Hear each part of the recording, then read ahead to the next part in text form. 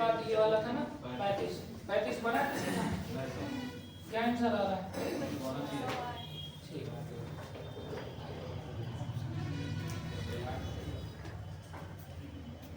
Question number आप देखिए यहाँ पर, जिनका ना बना हो एक बार देख लें।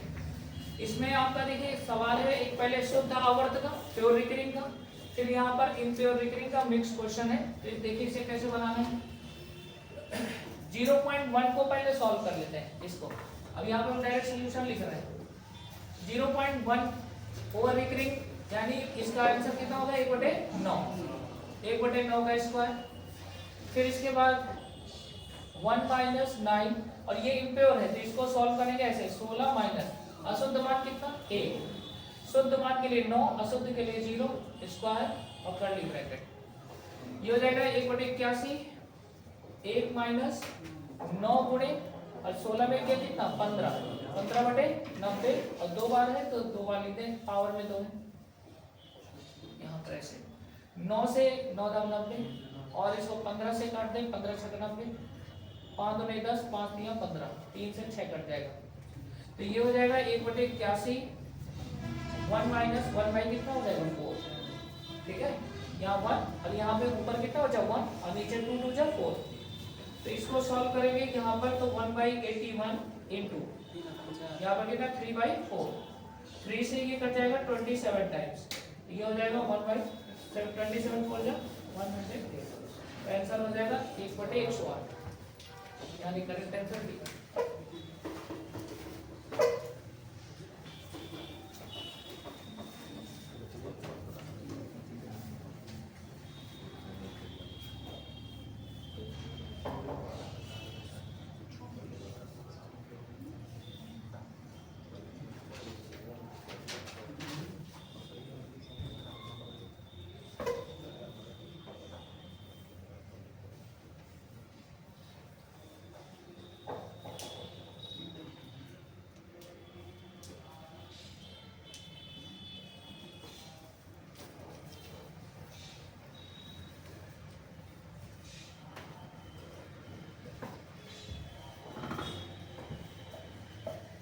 तो क्या सकता हूँ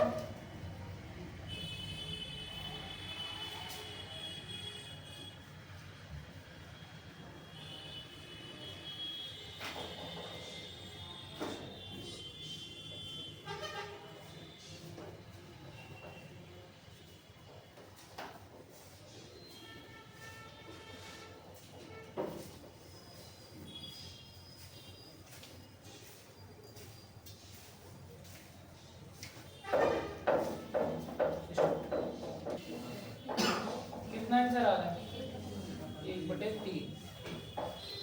जिनका नहीं बना एक बार देख लें इसको कैसे बनाना है।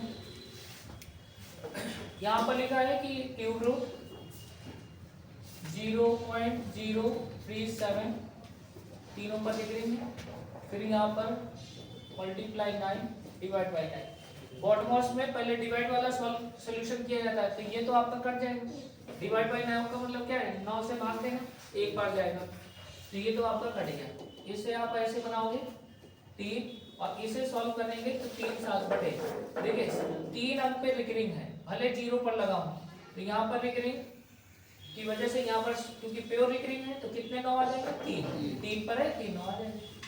अच्छा यहाँ पर ध्यान रखिएगा, अगर एक अंक की पुनरावृत्ति 3 बार हो जाए, 6 बार हो जाए, 9 बार हो जाए तो ऐसी संख्या सदैव 37 से भी कटेंगी, 3 से भी कटेंगी, ठीक है। If one digit repeated 3 times, 6 times, 9 times, that so on is always divisible by 3 and 37, clear.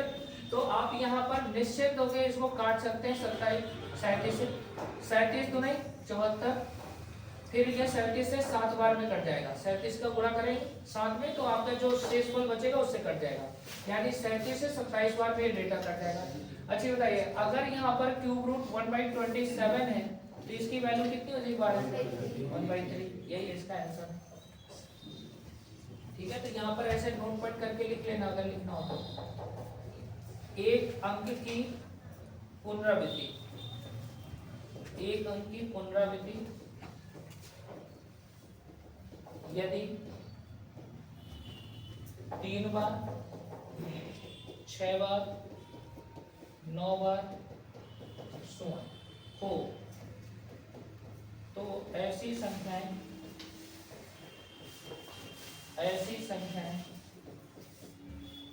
3 और 37 दोनों से डिविजिबल होंगे, डिविजिबल होंगे,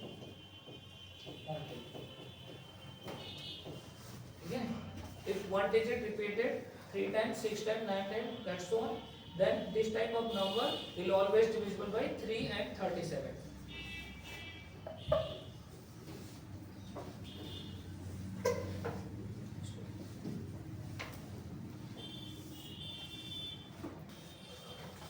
नेचर 2, इसमें इस बार क्वेश्चन इस टाइप से आएंगे, लिखा होगा सिंप्लीफाई करना है, सिंप्लीफाई। क्वेश्चन ऐसे दिया होगा 17.23 प्लस 23.69 प्लस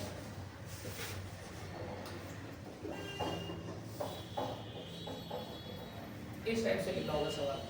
इस बार दशमलव से पहले आपको डिग्री दिखेगी, तो जब दशमलव से पहले अगर कोई बार दिखता है तो इसका अर्थ होता है कि ये संख्या कैसी है, ऋणात्मक संख्या। तो इसका सलूशन देखिए कैसे करना है।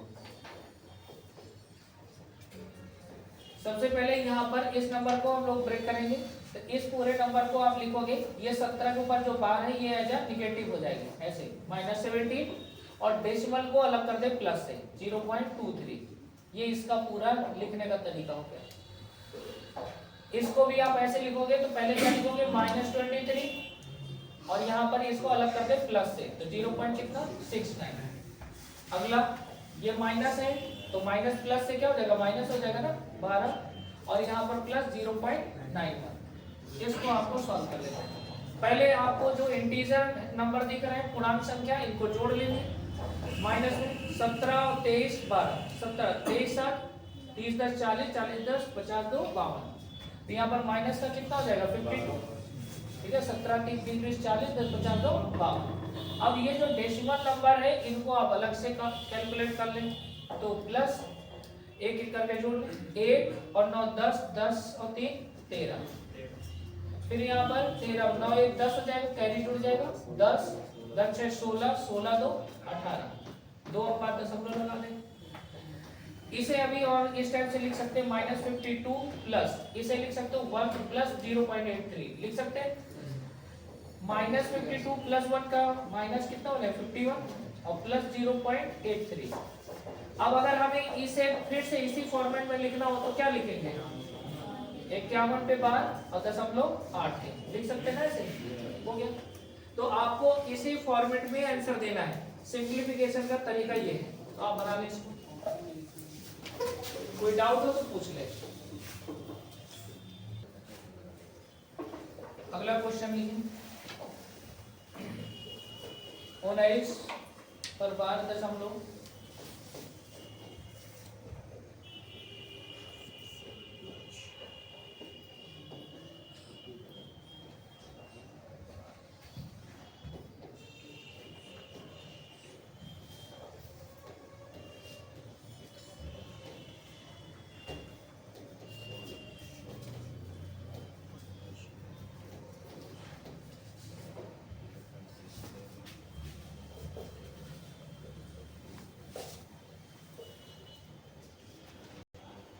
जल्दी बनाएं।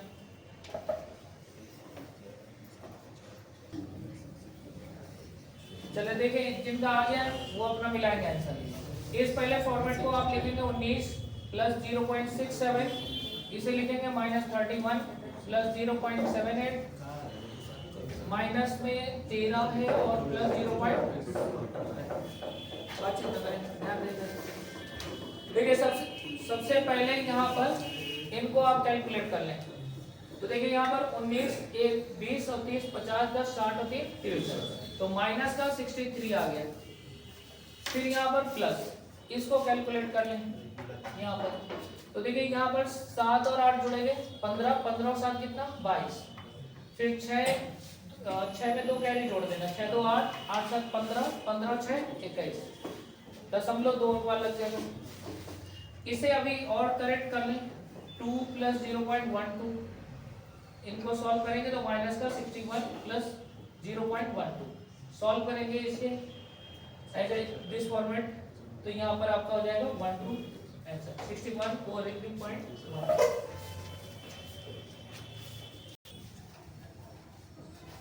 देखिए इस प्रकार के क्वेश्चन जैसे दिया है तो इसको कैसे बनाएंगे हम लोग।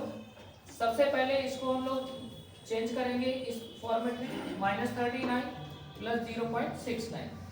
जब माइनस लगा हो तो ब्रैकेट में चेंजेस जो भी आप चेंज कर रहे हैं उसको ब्रैकेट में लिखें।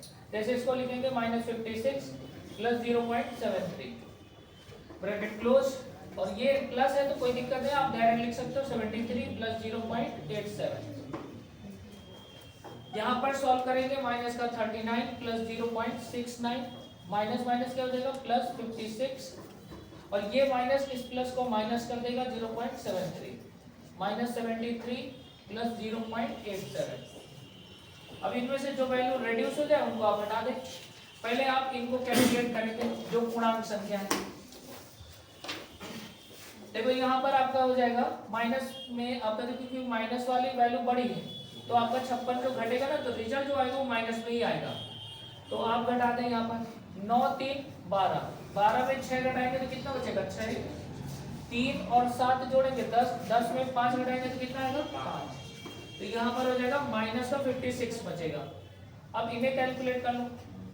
अच्छा ये डेसिमल वाला जब ये कटेगा तो यहाँ पर कितना बचेगा लगभग में 0.7 में 3 गया 4, 8 में 7 इतना बचेगा प्लस का। अब 69 और 14 जोड़ दें प्लस का, तो 9 4 13 और 6 1 7 1 8 0.83, तो इसका करेक्ट आंसर बनेगा 56 और 0.83। आया किसी का? और माइनस, ठीक है। अब सिंप्लीफिकेशन के एक बचा है पूरा, उसे हम आपको किताब देंगे फिर या असाइनमेंट देंगे, सॉल्यूशन कराएंगे। अब यहाँ पर डिविजिबिलिटी से स्टार्ट करें, तो आप यहाँ पे हेडिंग डाल दो, फर्स्ट रूल ऑफ डिविजिबिलिटी।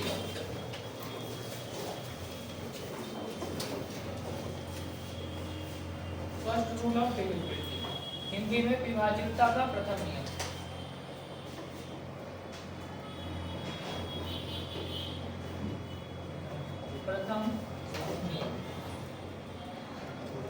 इसमें टॉपिक लिख लें, कौन कौन से टॉपिक आपको पढ़ना है ताकि कोई टॉपिक छूटे ना। इस टॉपिक में सबसे पहले यहां पे लिख लेना यौगिकों में इन कंपोजिट नंबर, ठीक है। इन कंपोजिट नंबर पहला आपको पढ़ना है भाजकों या गुणनखंडों, गुणनखंडों की संख्या, number of factors on divisor, चाहे डिवाइजर बोले चाहे फैक्टर बोले इस टॉपिक में। तो आपको पहले पढ़ना है भाजकों या गुणनखंडों की संख्या कैसे निकाली जाती है, एक टॉपिक। इसमें अलग अलग, इसमें भाजकों की जब संख्या निकालना सीखेंगे तो सम विषम सब तरह के नंबर आएंगे, लेकिन अगर हमें विषम गुणनखंडों की संख्या पूछता है, विषम गुणनखंडों की संख्या तो अलग से इनको पढ़ेंगे। विषम गुणनखंडों खंडों की संख्या ज्ञात करना, और सम गुणनखंडों की संख्या, सम गुणनखंडों की संख्या ज्ञात करना, नंबर ऑफ इवेंट फैक्टर, और यहाँ पे नंबर ऑफ ऑड डिवाइजर्स या number of odd factors.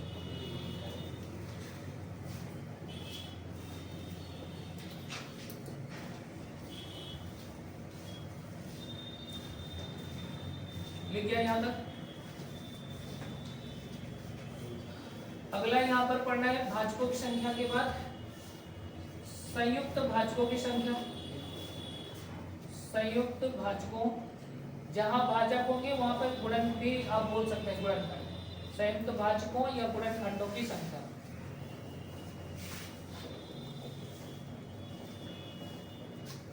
Number of pair divisors, number of pair divisors.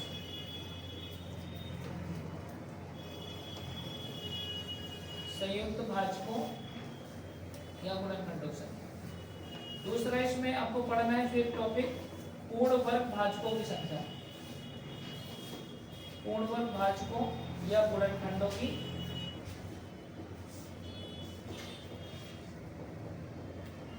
संख्या। टोटल नंबर ऑफ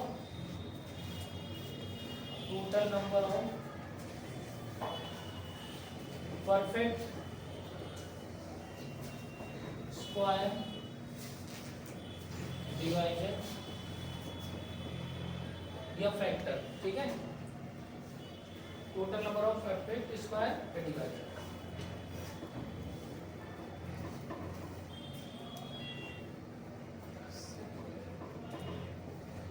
इसके बाद लिखे ना जल्दी लिख दिया। इसके बाद आपको अगला टॉपिक इसमें पढ़ना है विविध के तौर पर। कुछ मिसलेनियस क्वेश्चन है जिनको आपको इसके अंतर्गत पढ़ा देंगे। जैसे कोई संख्या दे देगा, बोलेगा 12 से विभाजित होने वाले कुल भाजकों की संख्या बताइए, तो वो सब इसमें आ जाएगी विविध।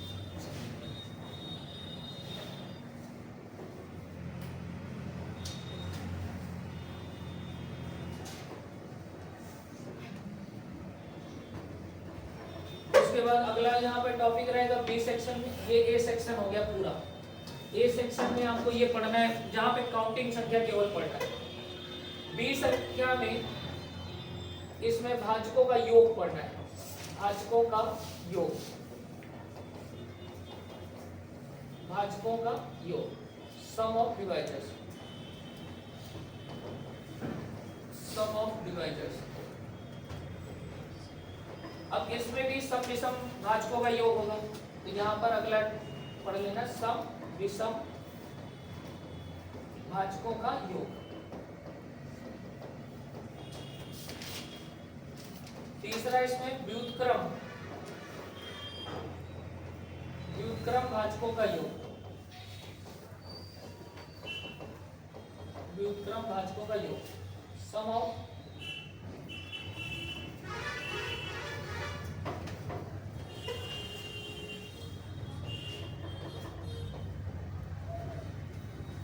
सम of reciprocal factors, sum of reciprocal factor यानी व्युत्क्रम भाजकों का योग।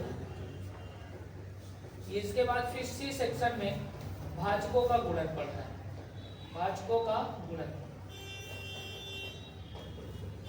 भाजकों का गुणन यानी product of divisors, product of divisors. इतना टॉपिक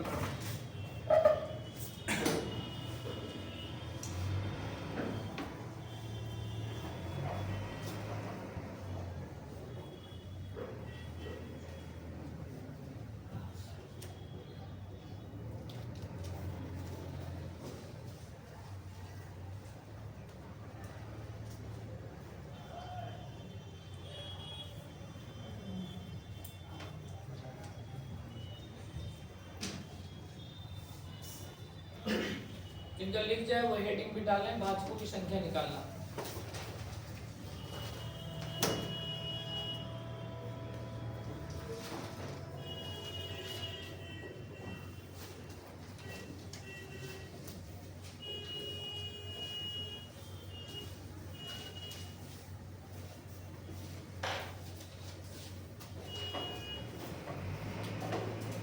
कैसे निकाली जाती है भाजकों की संख्या?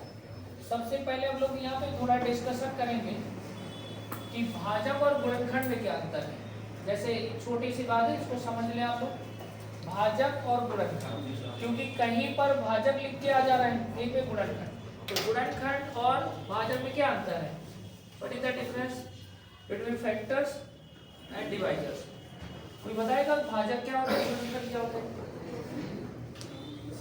एनीबॉडी?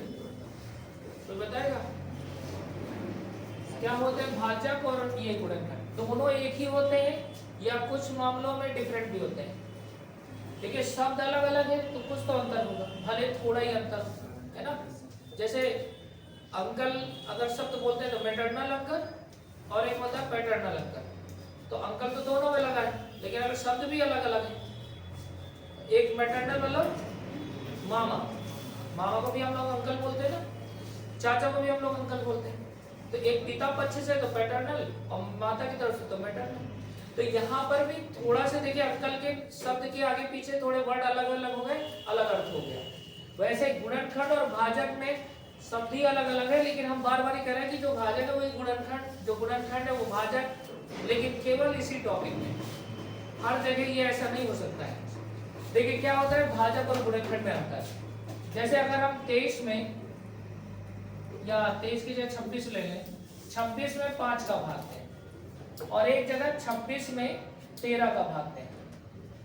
तो यहाँ पर जो भाग, ये जो यहाँ पे लिखा है डिनोमिनेटर में 5 किस नंबर को विभाजित कर रहा है, तो विभाजित करने वाली संख्या को हम लोग क्या बोलते हैं, भाजक। विभाजित करने वाली संख्या को क्या बोलते हैं, भाजक। यहाँ भी 13 26 को विभाजित कर रहा है, इसलिए इसको क्या बोलेंगे, भाजक। ठीक है, अब देखना है ध्यान से, 5 से इसको काटेंगे तो 5 बचे 25, 5 नहीं 10 दशमलव में आ रहा है। लेकिन अब 5 का भाग यहाँ पर दिए तो डेसिमल जनरेट हो गया, और 13 का भाग यहाँ पर देते तो ये पूरा पूरा कट गया पूर्णांक संख्या में। तो देखिए जब किसी भाजक से हम किसी संख्या को काटते हैं, अगर वो संख्या नहीं कट रही है, नहीं कटने का ये पहचान होता है डेसिमल में आ जाएगा। ठीक है, तो इसका मतलब इस नंबर को हम भाजक तो बोल सकते हैं लेकिन गुणनखंड नहीं बोल सकते। क्यों? क्योंकि 26 का अगर ये गुणनखंड होता तो क्या इस तरह से ये कटता। अब 13 के बारे में देखो, 13 भाजक है और 13 26 को दो बार में पूरा पूरा भाग दे रहा है, कोई डेसिमल नहीं आया, अतः हम कह सकते हैं कि ये भाजक के साथ साथ ये गुणनखंड भी है। किसका गुणनखंड है, 26 का। तो 26 का गुणनखंड 13 और 26 का भाजक भी कौन, 13। तो हम भाजक और गुणनखंड दोनों बोल सकते हैं, लेकिन यहाँ पर सिर्फ भाजक बोल सकते हैं। क्या हम बोल सकते हैं कि 5 26 का एक गुणनखंड है, बोले नहीं बोल सकते ना। गुणनखंड मतलब होता है one of the part, 5 is not the factor of 26। Factor मतलब हिस्सा, जैसे हमारे शरीर का ये अंग है, भाग होना, तो hand is the factor of human body. तो ऐसे यहाँ पर जो है 5 26 का गुणनखंड नहीं है, क्योंकि 5 26 को पूर्णतः नहीं करना है। तो अगर ऐसा कभी कोई भाजक मिले तो हम इसको सिर्फ भाजक बोल सकते हैं, लेकिन इस भाजक को हम भाजक के साथ साथ क्या बोल सकते हैं, गुणनखंड। तो हम लोग यहाँ पर जो भाजकों की संख्या पढ़ेंगे ये दोनों, जो उसको पूर्णतः विभाजित करें, इसलिए पूर्णतः विभाजित कर रहा है तो हम भाजक और गुणनखंड दोनों साथ में बोल सकते हैं। ठीक है, ना कि केवल भाजक। तो अब सही समझ में आ गया होगा कि भाजक और गुणनखंड में क्या अंतर है, कि सभी नंबर जो विभाजित करने वाली हैं वो सब के सब भाजक हो सकती हैं, लेकिन जरूरी नहीं कि वो गुणनखंड भी हो, लेकिन सभी गुणनखंड भाजक हो सकते हैं। ठीक है, तो इसको आप चाहो तो ऐसे सर्किल में बना सकते हैं, ऐसे यहाँ पर गुणनखंड और यहाँ पर क्या लिख सकते हो, भाजक। यानी यहाँ से तो ऐसे जा सकते हो, ऊपर से ऐसे नहीं आ सकते। सभी भाजक गुणनखंड हो ये जरूरी नहीं है। All divisors is factor is not necessary, ठीक है, but all factors is divisor. यानी ये जितने भी गुणनखंड है वो सब के सब भाजक हो में भी डिवाइजर। तो इस तरह से आप इनको अंतर स्पष्ट कर सकते हैं। तो ये तो रही भाजक और गुणनखंड का अंतर। ठीक, अब छोटा सा उदाहरण से समझाते हैं, एग्जांपल से। जैसे मान लो यहाँ पर एक नंबर है 24, 24 के कुल भाजकों की संख्या ज्ञात करना हो। 24 के कुल भाजकों या हम बोले गुणनखंडों की संख्या ज्ञात करें। गुणनखंडों की संख्या निकालें, यानी find the total factors of 24। 24 is a composite number. ये 24 जो नंबर है ये कैसा है, यौगिक संख्या। यौगिक मतलब जो डिविजिबल। तो इसके सारे आप फैक्टर लिखें। फैक्टर मतलब जो इस नंबर को विभाजित कर रहे हैं। तो सबसे पहले कौन नंबर विभाजित कर रहा है, 1, फिर कौन विभाजित कर रहा है, 2, फिर 3, फिर 4। क्या 5 लिख सकते हैं, नहीं, यहाँ वही भाजक लेना है जो इसका गुणनखंड हो। तो हम लेंगे 6, फिर कितना 8, 12, 24। कितने नंबर हुए? 1 2 3 4 5 6 7 8। तो इनके भाजकों की कुल संख्या कितने? 8, यानी 8 भाजक हैं।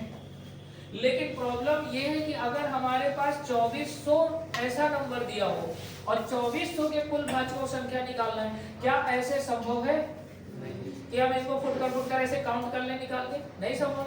तो हमें फिर इसकी मतलब हमें इसकी टेक्निक सीखनी होगी कि 24 हो या 2400 हो या 24,000 हो, उनको हम इजीली सॉल्व करें बिना कोई एरर के। तो इसके लिए हमें एक तरीका सीखना होगा भाजकों की संख्या से रिलेटेड। अब यहाँ पर इसका शॉर्ट वो लॉजिकल अप्रोच दे रहे हैं या फॉर्मुलेटिक तरीका। लॉजिकल अप्रोच देखिए क्या है। सबसे पहले जो भी आपको कंपोजिट नंबर मिले उसे आप अभाज्य भाजकों के रूप में तोड़ लेंगे। अभाज्य भाजक मतलब प्राइम डिवाइजर्स के रूप में लिखेंगे। तो मान लो ये n जो है ABC के रूप में टूट गया।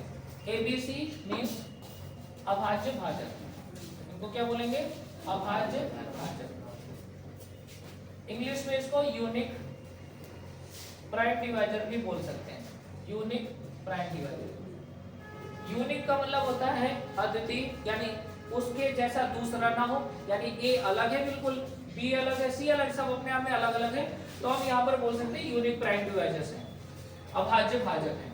हो सकता है कि एक ही संख्या कई बार रिपीट हो तो हम उसको पावर में जनरेट कर दें। जैसे 2 गुणे 2 गुणे 2 ऐसे लिखा है, दोनों तीनों प्राइम नंबर है, तो इसको हम क्या लिख सकते हैं? 2 की पावर 3। तो हम जिस अभाज्य संख्या का रिपीटिशन होगा उसको पावर के रूप में लिख लेंगे। हो सकता है बी भी ऐसे ही हो, रिपीट कर रहा हो, सी भी हो तो इनके पावर में, और भी हो तो आगे लिख सकते हैं। इनको बोला जाता है अभाज्य भाजकों के गुणनखंड। किसके गुणनखंड? अभाज्य भाजक के गुणनखंड। Factor of unique prime divisors, यानी गुणनखंड मतलब कि कितने बार गुणनखंड के रूप में लिखे हैं। इतना लिखने के बाद अब इसमें आप जो है, अच्छा इसमें एक काम और कर सकते हो आप। अगर हम भाजकों की संख्या में सम विषम भी साथ में सीखें तो हम इसको एक अलग अलग कर दें, ई से अलग कर देते हैं। ई के पावर भी यहाँ पर पी लिख लें ऐसे, ठीक है। इसको आप लिख लेना विषम। ये सारे जो नंबर है ना विषम अभाज्य भाजक के रूप में, और इनको आप ऐसे लिख देना यूनिक और प्राइम डिवाइजर्स, ठीक है, यानी विषम भाजक। और इसको आप लिख लेना यहाँ पर ई को सम अभाज्य भाजक, सम अभाज्य भाजक, यानी even prime divisor, even prime divisors, ठीक है। यानी इनको विषम के रूप में चयनित कर लो और उनको सम के रूप में।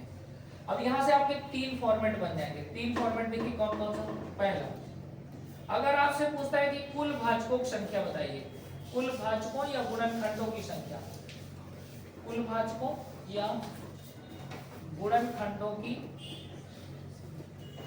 संख्या, अगर ये आपसे पूछा है तो आपको सिंपली क्या करना है, इनकी पावर में एक एक जोड़ के सब में गुणा कर देना है। जहां सब विषम कुछ ना लिखा हो, तो जब कुछ ना लिखा हो तो आपको जितने पावर दिख रहे हैं सब में एक एक का गुणा कर देना है। सबसे पहले यहां से शुरुआत करते हैं, अब सम से, तो p+1 कर देंगे। फिर बाकी ये जितने नंबर है इनमें x+1, y+1 और z+1, और भी अगर हो तो उनको भी आप मेंशन कर दें। तो ये हो जाएगा हमारा कुल भाजकों की संख्या। दूसरा, टोटल नंबर ऑफ डिवाइजर्स आप इस टाइप से निकालेंगे। सेकंड नंबर यहाँ पर ये है, अगर आपसे विषम भाजकों की संख्या पूछता है, विषम भाजकों या गुणनखंडों की संख्या, विषम भाजकों की संख्या, नंबर ऑफ ऑड डिवाइजर्स,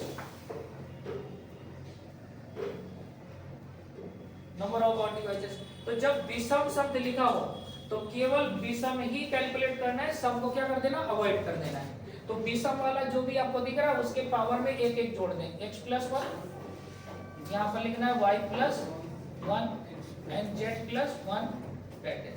ये हो गया हमारा विषम। विषम में किसको नहीं लेना है, सम को। तो यहाँ पे आप चाहो तो नोट पॉइंट करके लिख लेना, इसमें सम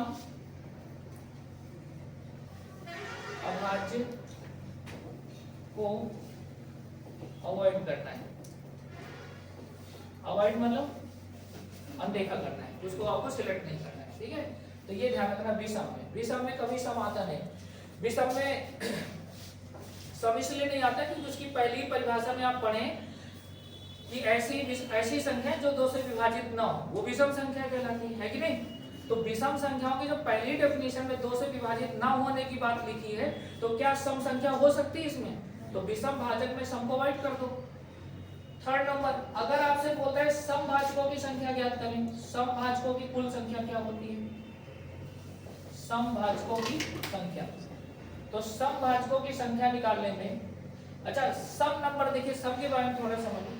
वैसे काउंटिंग में तो सम ही केवल काउंट करना है, लेकिन समभाजकों की संख्या जब आपको निकालनी होती है तो इसमें विषम नंबर को भी चयनित करना होता है। यानी जो आपका ये विषम है इसको भी यहाँ पर पूरा उसी तरह से सोल्यूशन करना है जैसे यहाँ पर, बस एक छोटा सा पॉइंट करना है और इससे समभाजक आ जाएगा। जैसे अगर आपको समभाजक निकालना हो यानी ये, तो इसकी जो पावर है केवल एक बार लिखना है, इसमें पावर में 1 नहीं जोड़ना है। अगर 1 जोड़ दिए तो फिर ये वाला बन जाएगा, कुल भाजक आ जाएगा। केवल और इसमें केवल अंतर है कि p+1 होता है कुल भाजकों में और यहाँ पर केवल p लिखा जाता है। बाकी जितना नंबर है सब वैसे ही लिखना है, x+1, y+1 और z+1, विषम में सब आ जाएंगे। अच्छा इसका कारण भी देख लो, दुनिया में ऐसी कोई विषम संख्या नहीं होगी जिसके अंदर सम संख्या मौजूद हो, कोई भी ऐसी विषम संख्या नहीं है। अगर हो तो सोच के बताइए, है क्या कोई विषम संख्या? अभी थोड़ी देर पहले चर्चा की है कि विषम संख्या वो संख्या होती है जो 2 से विभाजित ना हो। तो जब 2 से विभाजित नहीं है, जो सबसे छोटी सम इकाई है, जब वो है ही नहीं, प्रेजेंट नहीं है, तो विभाजित कैसे होगी? तो विषम जो होते हैं नंबर होते हैं वो प्योर नंबर होते हैं, प्योर ऑड नंबर। लेकिन सम में मिलावट होते हैं, कोई भी ऐसा सम नहीं होगा जिसमें विषम ना हो। जैसे अगर आप बात करें 2, तो 2 में कौन कौन है? 1 और 2, 1 गुणे 2 लिख सकते हैं ना गुणनखंड के तौर पे, तो 2 के साथ 1 मौजूद है गुणनखंड के तौर पर। अगर हम 6 की बात करें तो 6 ओवरऑल तो इवन नंबर है, लेकिन अगर उसके अंदर देखोगे तो 1 भी होगा, 2 भी होगा, 3 भी होगा, तो 2 ऑड नंबर मिल गए कि नहीं? तो सम तो 1 लेकिन ऑड 2। फिर इसके बाद अगर आप कोई सम नंबर चुन लो, जैसे 10 है, तो 10 में कौन कौन है? 1, 2, 5 और 10, तो यहाँ भी विषम मौजूद है। मतलब सम संख्या बिना विषम के हो ही नहीं सकता है। लेकिन विषम में ऐसा कभी आप कोई विषम नंबर नहीं देखोगे, चाहे दुनिया की कोई विषम संख्या आप चुन लें। जैसे 27 में क्या 2 बना सकते हो गुणनखंड के तौर पर? जैसे 1 है, 3 है, 9 होगा, 27 होगा। क्या इसके अलावा कोई और फैक्टर हो सकता है? नहीं होगा। तो 27 देखो, इसमें सारे फैक्टर विषम को ही लाइक कर रहे हैं। 3 अगर आप कोई नंबर लें, जैसे मान लो आप लिख ले 57, 57, ये भी ऑड नंबर है, तो इसमें 1 है, 3 है, 19 है और 57, तो इसमें भी देखिए all these numbers are odd number, ठीक है। जितने नंबर है क्या है? Odd number. तो विषम में आपको बस ध्यान रखना है कि विषम में किसको परहेज करना है? सम नहीं लेना है, अवॉइड करना है। लेकिन सम में सम को ही अवॉइड करना है, लेकिन किस प्रकार से? 1 ना जोड़ के अवॉइड करना है, लेकिन ऐसा नहीं कि पूरी तरह से अवॉइड कर लो, इसमें पूर्णतः अवॉइड करना है। और इसमें कितना इग्नोर करना है? केवल 1 नहीं जोड़ना है, बाकी विषम को पूरे इज्जत के साथ ऐसे ही लिख देना है। तो ये हमारे हैं समभाजक। अब इसका उदाहरण, अब इसको लिखवाते हैं। अब आपको जो हमने उदाहरण समझाया था ना वो 24 वाला, इसको इससे लगा के देख लो। जैसे 24 है, तो फर्स्ट ऑफ ऑल 24 के कुल भाजक निकालने के लिए हमें तोड़ना पड़ेगा इसे अभाज्य भाजक में। तो एक तो रास्ता ये तोड़ने का, ठीक है, बड़े नंबर हो तो आप अभाज्य गुणनखंड विधि से यानी प्राइम फैक्टराइजेशन मेथड से इसको आप तोड़ सकते हैं। 24 को 2 से भाग दें, कितना हो जाएगा? 5। अच्छा 2 से क्यों स्टार्ट कर रहे हैं? क्योंकि सबसे छोटा भाज्य कौन होता है? 2, और अगर ये सम संख्या है तो 2 से स्टार्ट करना है। तो 2 से जितनी बार करना है, 2 से 2 6 12, 2 से 6 3, 3 से कितना? 1, 2 कितनी बार रिपीट हो रहा है? 3 बार, तो 2 की पावर 3 हो गया। 3 कितनी बार? 1 बार। अब अगर आपसे इसमें पहला क्वेश्चन पूछता है कि find the total number of divisors in this expression, कुल भाजकों की संख्या कितनी होगी? कुल भाजकों की संख्या बराबर पावर में कितना लिखा है? 3, तो इस पावर में कितना जोड़ देंगे? 1, पावर में 1 जोड़ना है। इसकी पावर में कितना जोड़ना है? 1, तो यहाँ पर हो जाएगा 3 1 4, 1 1 2, 4 दूने 8, इतने फैक्टर थे ना जब अभी काउंट किए थे बेसिक से। अगर सेकंड क्वेश्चन आपसे पूछता है कि विषम भाजकों की संख्या, विषम भाजकों की संख्या क्या होगी? विषम भाजकों की संख्या, number of odd divisors will be. तो ऑड डिवाइजर जैसे ही विषम शब्द लगा है तो किसको अवॉइड कर देना है? सम को। तो सम नहीं काउंट करना है, केवल विषम। विषम के पावर कितना है? 1, 1 प्लस 1 जोड़ दें तो कितना आंसर हो जाएगा? 2। थर्ड क्वेश्चन, अगर आपसे बोला है सम भाजकों की संख्या बताइए, नंबर ऑफ इवन डिवाइजर्स, सम भाजकों की संख्या, नंबर ऑफ इवन डिवाइजर्स। तो बताइए सम में किसको अवॉइड करना है? 1 को। बी जो सम संख्या उसकी पावर में 1 नहीं जोड़ना है, केवल आपको कितना लिखना है? 3। बाकी विषम है तो पावर में 1 जोड़ना है, तो 1 प्लस कितना हो जाएगा? 1। अब बताइए 3 2 कितना हो जाएगा? 6 हो जाएगा। आप ऐसे भी निकाल सकते हैं। तो कुल भाजक कितने? 8, उसमें विषम कितने? 2। 8 में से 2 हटा दो तो कितना हो जाएगा? तो यहाँ पे कुल गया है। समझ आ गई बात की नहीं कि कैसे हमें कुल भाजक, विषम भाजक, सम भाजक निकालने? तो आपने इसको जल्दी से इसके पूरे ये थ्योरम्स लिखे और छोटा कर देंगे।